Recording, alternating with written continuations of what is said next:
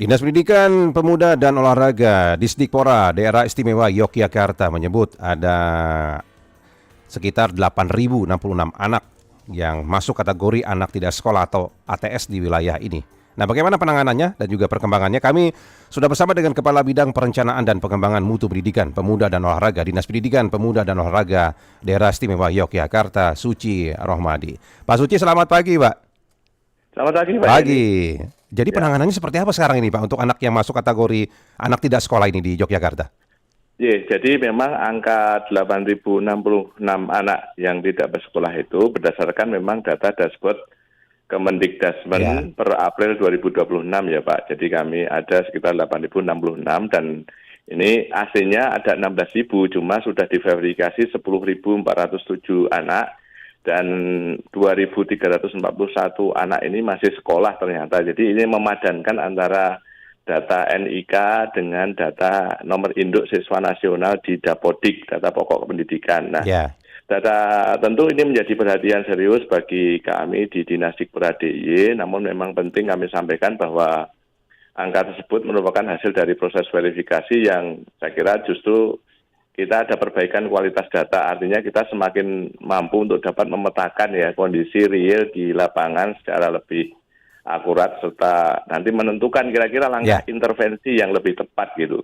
Nah, sebelum mungkin apa yang kami lakukan terhadap 8.066 anak ini, memang fenomena ini tidak bisa hanya dilihat secara sederhana ya ya, Pak, persoalan pendidikan saja karena dari data yang ada yang sudah kita verifikasi penyebabnya ini beragam.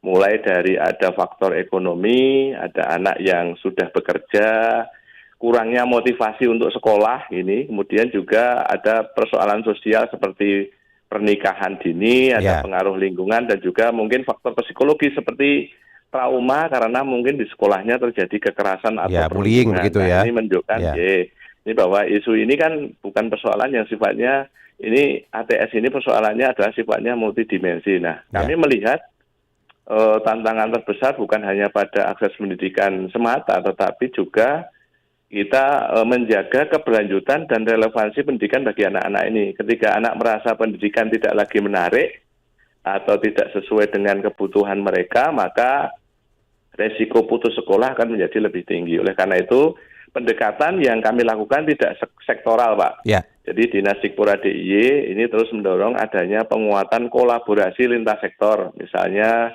dengan Dinas Sosial, dengan Dinas Tenaga Kerja, pemerintah kalurahan di DIY, hingga masyarakat. Nah, program yang kami dorong tidak hanya mengembalikan anak ke sekolah formal, tapi juga menyediakan alternatif melalui pendidikan non-formal seperti paket A, paket B, dan C, serta pelatihan keterampilan. Itu. sekolah rakyat bagaimana, Jadi Pak? dalam Sekolah rakyat bagaimana di sana? kalau sekolah rakyat ini memang dikelola oleh Kementerian Sosial, jadi Ya, memang yang sudah ada sekolah rakyat di sana, tetapi memang yang sekolah rakyat ini juga menampung, Pak, oh menampung begitu ya. mereka-mereka dari keluarga yang tidak mampu yang masuk di dalam program penanganan kemiskinan, baik itu di pusat maupun juga yang ada di daerah. Ya, jadi ada korelasinya juga lah penanganannya, berbarengan lah begitu ya, Pak Suci ya. Berbarengan, dan Ya, tidak bisa kami di Dinas Pendidikan mengatasi masalah-masalah ATS itu sektoral di pendidikan saja. ya. Ini rentang usianya berapa rata-rata, Pak Suci? Ya, rentang usianya antara usia 4 sampai 18 tahun ya, bervariasi gitu Ya, juga. Kalau di provinsi kami, biasanya kami memang mencari yang memang mau masuk usia SMA, SMK, maupun juga nanti yang usia di SLB yang 4 sampai 18 tahun. Jadi kita harapkan mereka bisa mengenyam pendidikan. Jadi jangan sampai nanti ada yang putus sekolah karena ya. beberapa hal yang tadi kami sampaikan. Ya, nah ini agar intervensinya juga bisa berjalan efektif, keberadaan 8.066 anak tidak sekolah ini apakah sudah terdeteksi semuanya, Pak Suci? Sudah, Sudah jadi ya? terdeteksi. Ya, Jadi kami sudah melakukan intervensi, sudah melakukan pendataan, dan karena memang di dashboard Kemendikbudristek itu sudah ada by name, by address-nya. Jadi sudah ya, ada nama dan alamatnya.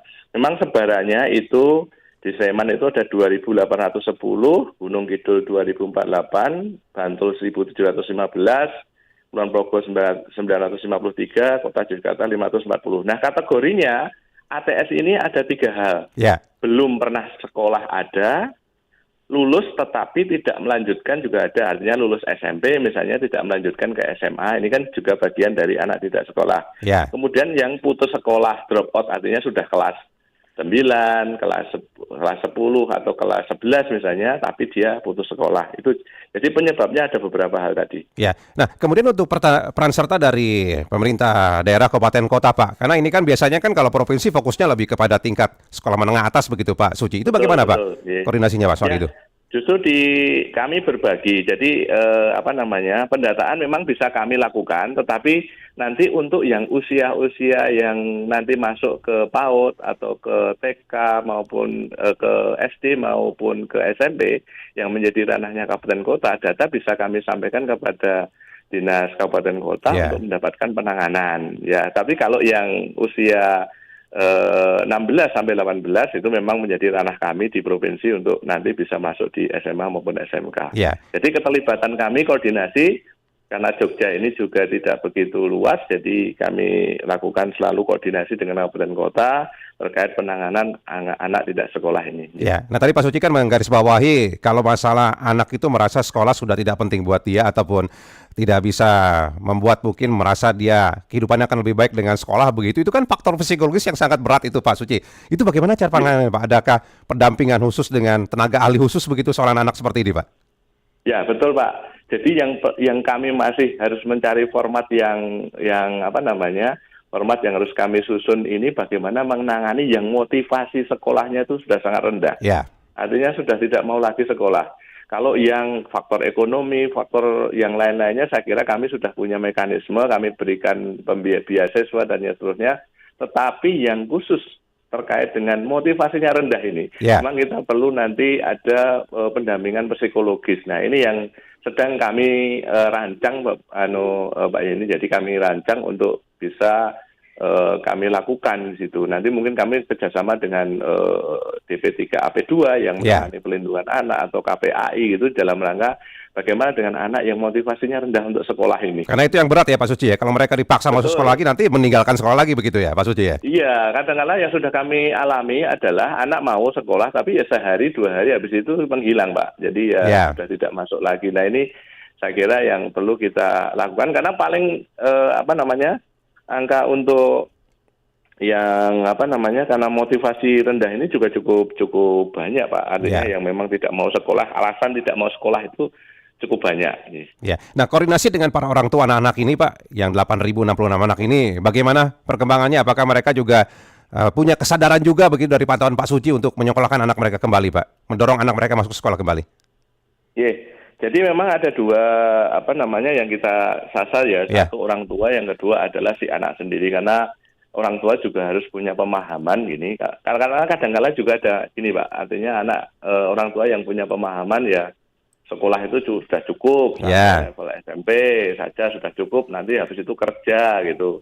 Karena sekolah nggak dapat penghasilan dan seterusnya. Nah, saya kira itu juga masih ada. Nah, saya kira nanti ada 2 hal yang kita sasar, bagaimana pemahaman orang tua ini juga kita pahamkan tentang pentingnya pendidikan, tidak boleh berhenti, apapun alasan kondisinya gitu. Kemudian yang kedua tentu saja untuk si anak. Tapi memang kebanyakan memang kalau yang motivasi itu dari si anak sendiri. Gitu. Jadi mungkin orang tua ya sudah sudah mendorong juga begitu ya. Sekolah, tapi karena anaknya sendiri ya karena pergaulan, karena faktor-faktor teknis lainnya yang mungkin memungkinkan dia motivasinya sudah saya pokoknya tidak mau sekolah. Nah, ini itu yang berat begitu ya Pak Suci ya. Betul, ini yang betul-betul kami juga sedang mencari format bagaimana menyadarkan mereka untuk mau sekolah. Mungkin sekolah-sekolah atau di non formal biasanya kan sekolah lebih fleksibel, Pak. Artinya waktunya tidak harus ditentukan, pagi berangkat, sore baru pulang dan seterusnya. Mungkin nanti itu bisa yang salah satu yang mungkin alternatif untuk kita lakukan untuk mengurangi anak tidak sekolah ini dari sisi penurunan motivasi, Pak. Baik kalau begitu. Pak Suci, kami nantikan perkembangan dari Yogyakarta. Terima kasih banyak untuk waktunya pagi ini, Pak. Terima kasih. Selamat pagi Pak Suci. Selamat pagi. Kepala Bidang Perencanaan dan Pengembangan Mutu Pendidikan Pemuda dan Olahraga Dinas Pendidikan Pemuda dan Olahraga Daerah Istimewa Yogyakarta, Suci Rohmadi. Nanti kita terus pantau dan juga update ya bagaimana perkembangan terkininya.